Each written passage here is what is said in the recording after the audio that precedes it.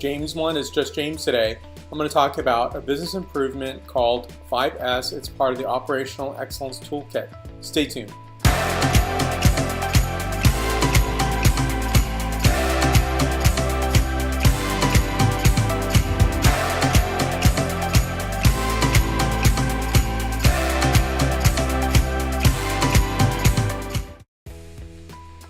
So here's what we have. Now the 5S's, I'll tell you what they are. They are Japanese terms, but they're very applicable in terms of looking at how you look at your work environment and making sense of that work environment.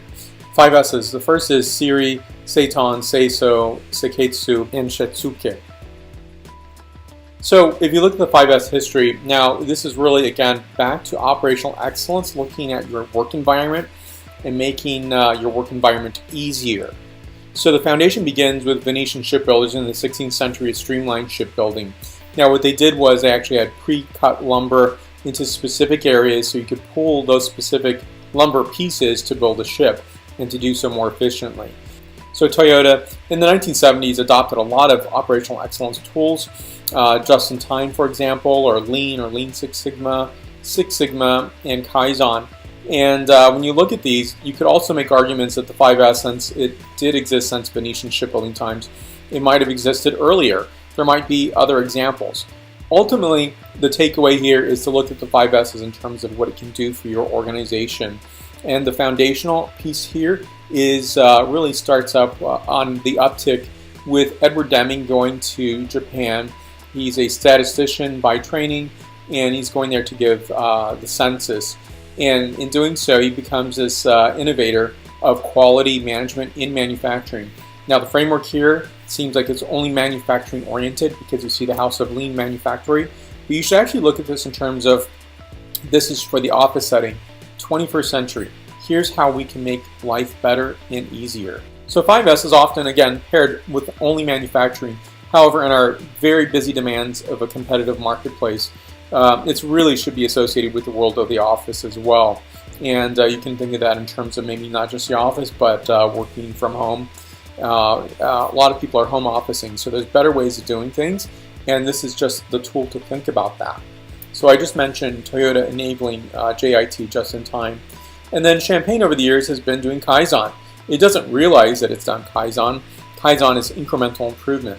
And it's a really great method in terms of getting an organization or maybe a trade organization or whatever it might be to change over time incrementally some positive improvements. Easier said than done, but this is much easier than doing, say, innovation. We use the word innovation in our current language, business language, as something that is, happens all the time, every day. As opposed to, no, it's a pretty rare occurrence, and when it does happen, it's pretty disruptive. And I don't mean disruptive in that cool disruptive term, but really disruptive in terms of it's really hard for the organization to take on. Incremental improvement offers some of those similar capabilities, but what it really does is it helps to create a mindset amongst the frontline employees to make change and difference. So we're going to talk about sort. Number one, Siri or Sarai. Eliminate unnecessary items, make work easier. Now, in my opinion, when I use the term make work easier, this is really the crux of what the 5S's really mean. I'll just read a few examples. To remove waste, eliminate obstacles, reduce chance of disturbance, remove unnecessary items.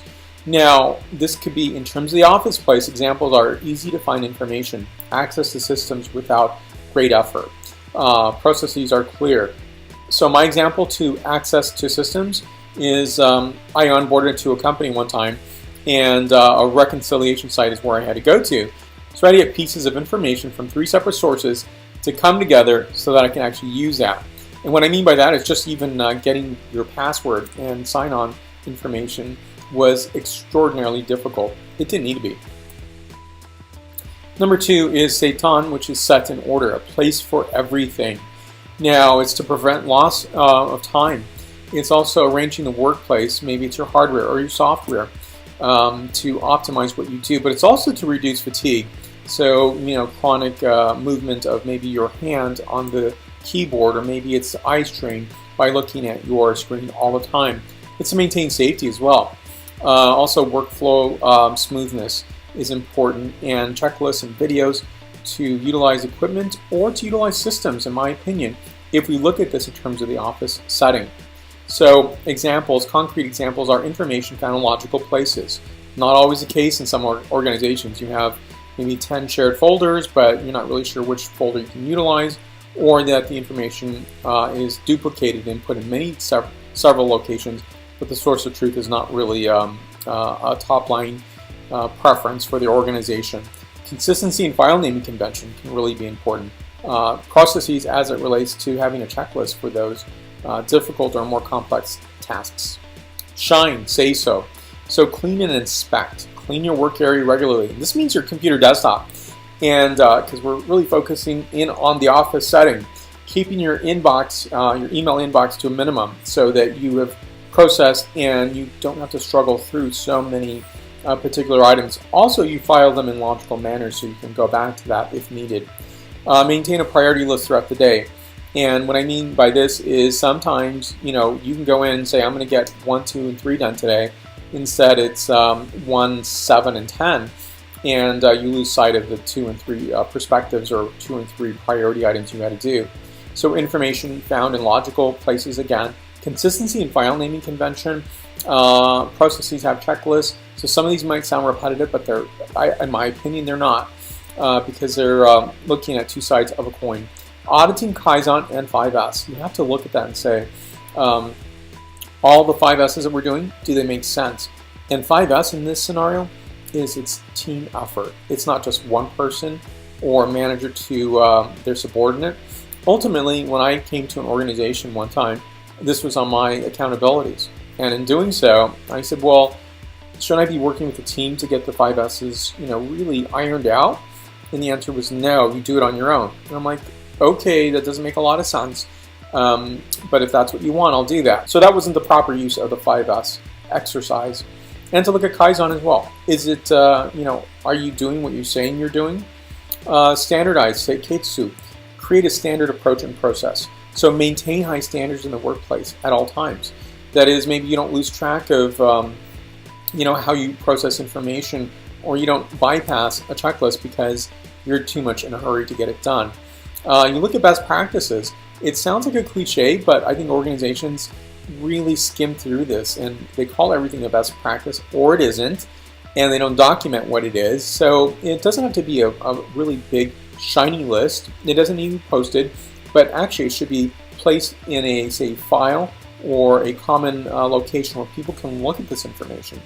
Maintain orderliness. Now it sounds like just the factory floor, but it isn't. I've seen many organizations just run in circles and spend valuable amounts of time looking for information that should be easily found. And again, that's everything in its right place. Every process has a standard. And adding incremental improvement, really, we're going back to talking about Kaizen. So we're creating processes for complex tasks, creating communities of practice, and to build in best practices. And number 5, the last of the 5S's, maintain a habit of correct procedure. Shitsuke, sustain. So what I go back here and I use some of the similar terminologies, or maybe even some of the same items, but I think it's really important to highlight them again. It's to really, you can look at this in terms of auditing, making sure you're doing what you're doing. So what I put here is manage Kaizens as a concrete example, measuring effectiveness over time. Is the Kaizen exercise that we're doing effective? And documenting the purpose, intent, and disposition. I've been part of Kaizen exercises where something's done and the Kaizen leader has all the knowledge. They don't feel it's important to summarize or to put it in one location so you can refer back to it, because ultimately that Kaizen is not useful if it lives in one person's head versus a common document. And that really becomes knowledge management, KM. Really important for organizations to think about and do. A lot of people, organizations are somewhat signing on to that, are really trying to follow through with that, do a poor executional job of doing it. But I think the intent of those organizations, some of them who do it well, are really, should be shined on and looked at as something to do for other organizations. Now, when you look at this whole 5S, it's really to make work easier. That makes economic sense. Make those things that should be easy, easy. Yes, that sounds like such an obvious statement, But ultimately, what you're doing here is you're saving time. You're saving time for those employees to work on those really complex tasks and to make for work-life balance, to make things, I think, in terms of, say, your servant leadership, to making sure your employees are being as effective as possible, creating as less stress as possible, and creating efficiencies and value. So, saving those, again, that value creation is a really important statement. Now, this is done in terms of, thinking of 5S is that new employees' internal transfers should be boarded onto what the organization does in terms of its 5S procedure. Really, there's an investment like anything. If you invest in maybe a new software, application, or a different procedure, you have to invest time. But if it's well designed, it's going to pay dividends in the end. And I believe 5S does that. Strengthen ties with frontline as well as management side. So management's really the sponsor. They're really making sure it happens and approves the exercises that go on. And it's for the frontline to get together, organize, and agree upon and execute what that 5S exercise means to them. So each 5S exercise is different for each company and even within each organization in that company. 5S is one of many operational excellence tools to fine-tune how an organization operates and to increase productivity, engagement, and doing so for an overall business success posture. So thank you for watching today. I really appreciate it. I'd like to have your comments and questions down below. I've been involved in the 5S world, the Kaizen world, for some time, and I really believe in them highly. I think operational excellence tools go a long way. A lot of organizations will use the word OE, operational excellence, in terms of maybe executing task force, etc. And instead, it's not utilized properly. OE, think of that, operational excellence, as tools, methodologies to get things done. So it's also to look at this in terms of team effectiveness, to make that which should be easier, and to really concentrate resources on those difficult tasks and to make that organization efficient. Again, thank you for watching. Questions and comments down below. Love to know if your organization does it, your experience, and any questions or comments you might have. Thank you for watching today. Stay tuned for more. Thank you.